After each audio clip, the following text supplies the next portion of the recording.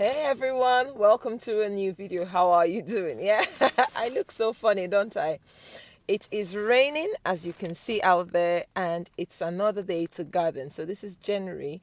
There's a lot of work that needs doing at the allotment. Unfortunately, because of the time constraints during the week, it's a bit tricky for me or the other half to come in. So this period, weekends have been the only time. And so despite the rain, to be honest, it rains almost every day in the winter in January. So we're going to do some work. So come with me and I'll show you the few winter preps we do. And sometimes, yes, in the rain, we have to do it. Okay? So this is me going in. I'm like, really, winter gardening can be a drag. Anyway, just an encouragement to you out there, new beginnings sometimes can be difficult, but it's all worth it. I'm just thinking about my beautiful summer garden. So starting first, we need to make some beds. We do in Nordic gardening a lot, which involves a lot of cardboard and manure. Thankfully, over the year we've saved quite a good amount of horse manure. So what we need to do first is layer any patch. So we pick a little patch every day and sort of spend an hour thereabouts, and that gives us more like a bed. We don't have raised beds that much. We have a couple. The rest of it is just in ground gardening, and I don't have paths on anything to say, oh, this is a specific bed. So you don't have to garden with raised beds. I find this easier because I don't have to deal with wood, I don't have to deal with rotten wood and all that. This has been the way I've done it for the past 4 seasons. And you can always get boxes and cartons from your supermarket or grocery shops. They're always getting rid of this. So what we do, try and cover every piece of grass or weed. You don't have to clear the weeds. This is the easiest way to garden, okay? You don't need to dig, you don't need to clear the weed. That's why, no dig is quite good because it's a low maintenance. However, you still need to get the boxes and the cardboard. But once you have that, that's all nice and easy. So spread the manure. This is just a homemade or manure we've made at the allotment from mostly horse manure and some food scraps. So we're just gonna spread this thing all over. Obviously it's so windy, as you can see. I had to stand on it until we got the other barrow. About 2-3 inches is enough. If you don't have enough manure, then you have to weed and you have to prep the bed. And we did that in our first year. We didn't have enough manure, but then now this is what we do. Another thing you could do though, if you don't have enough manure, is to use that black plastic sheet I showed you. So you see this manure is not fully rotted, but by the time we get to the spring, it will be very, very suitable for growing. Now you see the amount of weeds on the other side. Yes, you just cover it with your card, cover it with manure, and walk away. In 2-3 months, everything will be rotted. The cardboard will be broken down by the worms and the manure as well, and you have good soil to grow. Now the other thing is the black plastic. You need plastic that's actually breathable, so you have water not sitting on the surface.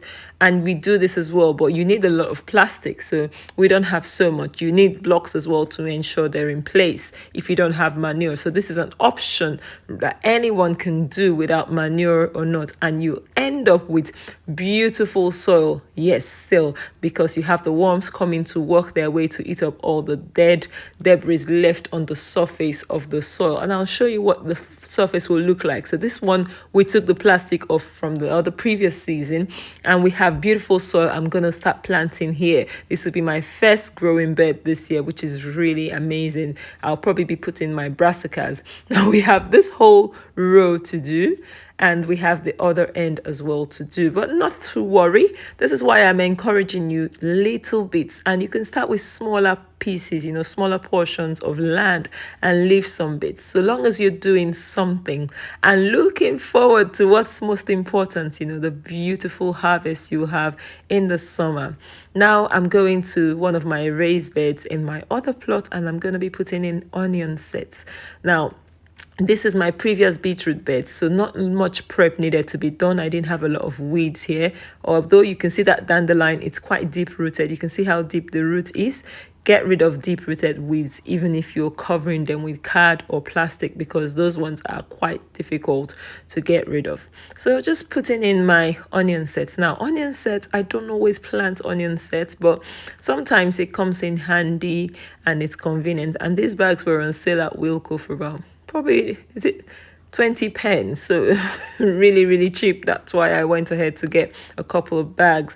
So this will hopefully give me early harvest, and the onion greens are also delicious. So onion sets are easy. You just take they're basically baby onions, as you can see how tiny they are. They're baby onions that have grown just for a short while and harvested, so they don't mature. But then onions generally are 2-year crops. So if you buy the sets, it's really easy to plant. You just need to put it in the soil, walk away. The only risk involved in planting sets is that they can go to seed early. So when you have the temperature fluctuation in the spring, they can end up going to flower and not forming big bulbs. However, it's handy to have them as a first crop. So after planting onion sets, you have to cover it up. If you don't, the birds will think they're worms. Yeah, the birds will come and peck and pick everything out of the soil. And yeah, so this is why I'm putting in, this is scaffolding netting. I bought this at the beginning of my gardening at the allotment, and it's still there. It's lasted 4 years now, so it's all nice and easy. So just cover it nicely, and guys, this is it done. Look at how everything is. These are shallots as well. I bought shallots from the supermarket really cheap, and I thought I would try growing the supermarket ones. I'm not sure if they're irradiated, but we'll see what happens. So that's all planting for today. New start, new beginning. Not much planting happens in January. More that happens in January is actually the bed prepping. So a lot of weeding or doing the cardboard and compost. Thankfully, we have a decent size of compost that will cover pretty much all our plots. So I'm really grateful for that. As you can see, the old beets are there. I'm going to have to clear that bed and probably put some more garlic. And this bed will have my beetroots next year. So I'm just alternating between both beds. We finally finished. It's still raining. Funny enough, there are people actually still working at the allotment. So this is winter gardening for you. It will always rain. It will always rain, and the best thing you can do is make the most of any time you have.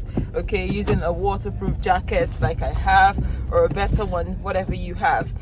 The only advice I'll suggest is, if you're starting and if you really feel overwhelmed, just go little and often. 1 hour here, an hour there, 2-3 hours a week, and you're able to make a big head start in time. And we have plenty of time. This is January. You really start sowing properly at the on the plot by March. Otherwise, you can actually do things in your propagators at home. So thank you for watching. Give us a thumbs up if you enjoyed this video. I tried to do my best, guys. Gardening in the rain and recording. You know, gardening in the rain is one thing, then recording. So please share my videos, encourage people that you know really want to grow things. And until next time, I'll see you in another video, guys. I'm so thirsty. I'll see you in another video. Bye bye.